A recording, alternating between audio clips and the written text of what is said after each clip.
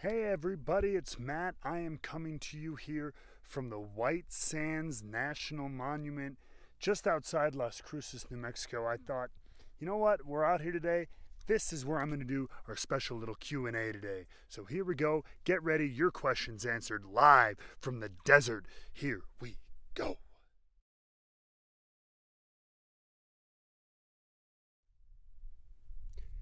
Everybody, here we are. Like I said, live, coming to you from the desert, the middle of the desert in New Mexico. I'm here doing a Q&A live on the side of the road in the middle of the dunes. I don't know what's going to bite me. I don't know what's going to eat me, but I'm going to answer your questions. Let's do them rapid fire like we do. Starting off, first question is from Riley. Riley asks, what is the most expensive whiskey you've had, and is it worth it at that price? I mean, I've been pretty lucky for the most part.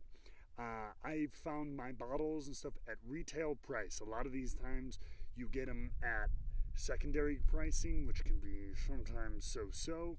The most expensive thing I've probably had, honestly, I haven't had any Pappy or anything super expensive like that. But I've had a couple of kind of more expensive pours at bars of like William LaRue Weller for like $50 or $60 for a 2-ounce pour, which is probably one of the more expensive ones I've had. But other than that, I've been lucky enough to find bottles at retail, which I always suggest. Paul wants to know, what's the best whiskey from a non-traditional whiskey country that you've had? He heard Japan has a good whiskey. That's true. Japan has a lot of really good, Japan and Taiwan actually too, are both very prominent whiskey making countries. They're actually not non-traditional at this point. Whiskey is very much a part of their culture and part of what they do. Suntory makes a lot of really good whiskeys. Nika makes some really good stuff. They just released a straight from the barrel release that just came to the US. So Japan and Taiwan, the Asian whiskey market is huge. Corey wants to know, have you tried Williams Wolf Pecan Whiskey? No, Corey, I have not. You know what? I'll tell you why.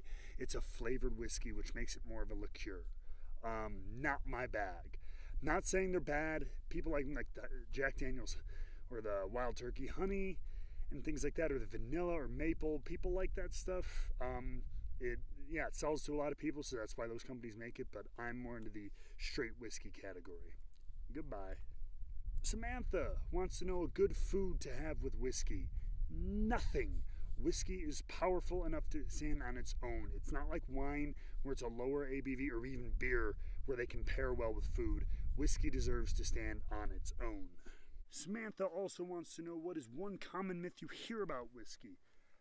Probably the most common that I can't believe still happens today is that bourbon has to be made in Kentucky. No, bourbon has to be made in America. It can be made anywhere. You can have Hawaiian bourbon if you want it. As long as it's made in the United States and follows the rules of bourbon, you got a bourbon, baby. And finally, Mark wants to know, what's the perfect age for bourbon? Is there a time when it gets too old? It depends on who you ask. A lot of people will say the traditionalists, like 8 to 12 years is perfect bourbon age. But there's really good bourbons coming out at 2-3 years, or bottled to bond at 4 years. And then, you know what? Elijah Craig has put out some stuff at 18 and 21 years that has been pretty good. You're going to get a lot more oakiness, and there's a point where it can reach that. It all depends on your palate, and that's why you got to try different things.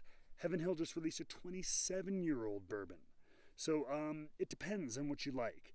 But most people seem to think the 8 to 12 year, you figured out this is about your taste. Guys, thank you so much for coming out to the desert with me. I'm going to be doing more things like this, I promise. Send your questions to WrestlingWithWhiskey@gmail.com. I will be doing these all over the world, so I want you to come with me.